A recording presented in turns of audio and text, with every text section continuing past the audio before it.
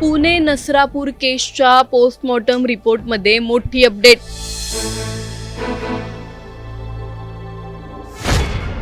चिमुरडीच्या चेहऱ्यावर वार, हत्यार कोणतं? सीसीटीव्ही मधून पोलिसांना मिळाली मोठी माहिती। पुणे नसरापूर केसमध्ये आता मोठी अपडेट मिळाली आहे। निरागस चिमुरडीच्या चेहऱ्यावर जखमा होत्या। या प्रकरणी शवविच्छेदन अहवाल, आरोपीच्या वैद्यकीय चाचणीचा अहवाल, लैंगिक सक्षमता चाचणी अहवाल, सीसीटीव्ही चित्रीकरण, घटनास्थळाचा पंचनामा यातून काही मोठी माहिती समोर आली आहे। ती माहिती नेमकी काय? नराधमाने चिमुरडीच्या मृत्यूची खात्री कशी केली हे ऐकलं तर तुमच्या देखील पायाखालची जमीन सरकेल। व्हिडिओ शेवटपर्यंत नक्की पहा आणि टाइम्स नाऊ मराठीच्या यूट्यूब, इंस्टाग्राम आणि फेसबुक पेजला फॉलो करायला विसरू नका। आजीकडे सुट्टीसाठी आलेली चिमुरडी परत गेलीच नाही। 1 मे रोजी आरोपी भीमराव कांबळेनं त्या चिमुकलीला आपल्या जाळ्यात ओढल्याचा आरोप आहे। पोलिसांच्या तपासानुसार मुलगी नेमकी कुठे खेळत होती, तिला कुठून सोबत नेलं आणि गोठ्यापर्यंत कसं आणलं याचा एक तपशील आता पोलीस आरोपीकडून उघड करून घेत आहेत। यासाठीच पुणे ग्रामीण पोलिसांनी मंगळवारी मध्यरात्री आरोपीला घटनास्थळी नेलं। कोणालाही संशय येऊ नये, गावात पुन्हा संताप उसळू नये आणि कायदा सुव्यवस्थेचा प्रश्न निर्माण होऊ नये म्हणून संपूर्ण कारवाई अत्यंत गुप्तपणे करण्यात आली। मध्यरात्री आरोपीला घटनास्थळी नेलं, पोलिसांचं सिक्रेट रिक्रिएशन। त्या रात्री पोलिसांनी आरोपीकडून संपूर्ण घटनेचं रिक्रिएशन करून घेतलं। चिमुरडी कुठे उभी होती, आरोपी तिला कसं घेऊन गेला, गोठ्यात नेमकं काय झालं याची माहिती तपास अधिकाऱ्यांनी घेतली।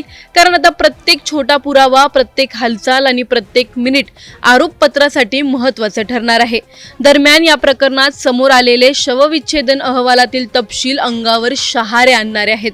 ससून रुग्णालयातील न्यायवैद्यक विभागाने केलेल्या प्राथमिक तपासात आरोपीने चिमुकलीच्या तोंडात सॉक्स कोंबून तिच्यावर अत्याचार केल्याची माहिती समोर आली होती। एवढंच नाही तर चिमुरडीचा मृत्यू झाला आहे की नाही याची खात्री करण्यासाठी आरोपीने तिच्या छातीत जोरात बुक्की मारल्याचंही अहवालात नमूद करण्यात आलं आहे। त्यानंतर त्याचं समाधान झालं नाही म्हणून दगडाने ठेचून निर्घृणपणे मुलगी मृत झाल्याची खात्री केल्याचं तपासात समोर येत आहे। एका 3.5 वर्षाच्या निष्पाप जीवावर एवढी क्रूरता करण्यासाठी किती विकृत मानसिकता लागत असेल हा प्रश्न आता प्रत्येकाच्या मनात निर्माण होत आहे। तोंडात गोळा कोंबला, छातीत बुक्की मारली तरीही थांबला नाही नराधम। शवविच्छेदनात मुलीच्या चेहऱ्यावर जखमा आढळल्या असून त्या एखाद्या टणक आणि धारदार वस्तूमुळे झाल्याची शक्यता डॉक्टरांनी व्यक्त केली आहे। या सगळ्या तपशिलांमुळे संपूर्ण राज्यात संतापाची लाट उसळली आहे। गावकरी, महिला संघटना, नागरिक आणि सोशल मीडियावर हजारो लोक आरोपीला तात्काळ फाशी देण्याची मागणी करत आहेत। काही जण तर आरोपीला लोकांच्या हवाली करा अशी संतप्त प्रतिक्रिया देताना दिसत आहेत। पोलिसांनाही परिस्थितीचं गांभीर्य लक्षात आलं आहे। त्यामुळेच आरोपीला प्रत्यक्ष न्यायालयात आणण्याचा धोका पत्करला गेला नाही। न्यायालयात त्याला व्हिडिओ कॉन्फरन्सिंगद्वारे हजर करण्यात आलं। सरकारी वकील अरुंधती यांनी न्यायालयात सांगितलं की गुन्ह्यानंतर आरोपी पळून जात असताना सीसीटीव्हीत त्याच्या खांद्यावर एक बोचकं दिसत आहे। त्या बोचक्यात नेमकं काय होतं, ते कुठे लपवलं, तसेच आरोपीच्या हातात दिसणारा खाऊचा पुडा कुठल्या दुकानातून घेतला होता त्या दुकानदाराकडे चौकशी करणं आवश्यक आहे। या सर्व तपासासाठी न्यायालयाने आरोपीची पोलीस कोठडी 12 मे पर्यंत वाढवली आहे। सीसीटीव्ही मध्ये दिसलं आरोपीच्या खांद्यावर बोचकं, नेमकं त्यात काय लपवलं? आता संपूर्ण महाराष्ट्राची नजर या प्रकरणावर लागली आहे। कारण हा फक्त एका मुलीच्या हत्येचा तपास नाही तर समाजात वाढणाऱ्या विकृत मानसिकतेचं भयावह वास्तव आहे। आज प्रत्येक आई वडिलांच्या मनात भीती निर्माण झाली आहे। आपलं मूल घराबाहेर खेळायला गेलं तर ते सुरक्षित परत येईल ना, हा प्रश्न प्रत्येक पालकाला सतावत आहे। आणि सर्वात मोठा प्रश्न अजूनही तसाच आहे, त्या छोट्याशा चिमुरडीचं नेमकं काय चुकलं होतं? खाऊच्या आमिषाला बळी पडणाऱ्या त्या निरागस मुलीला इतकी क्रूर शिक्षा का मिळाली? आरोपीच्या मनात एवढी अमानुषता आली तरी कशी? आणि अशा नराधमांना फक्त अटक पुरेशी आहे का, की आता समाजाला हादरवणाऱ्या अशा गुन्ह्यांसाठी कायदाही अधिक कठोर व्हायला हवा? तुम्हाला काय वाटतं? आम्हाला कमेंटमध्ये नक्की कळवा. व्हिडिओ लाईक व शेअर करायला विसरू नका. तसंच अशा नवनवीन अपडेट्ससाठी व माहितीपूर्ण व्हिडिओजसाठी टाइम्स नाऊ मराठीला नक्की फॉलो करा.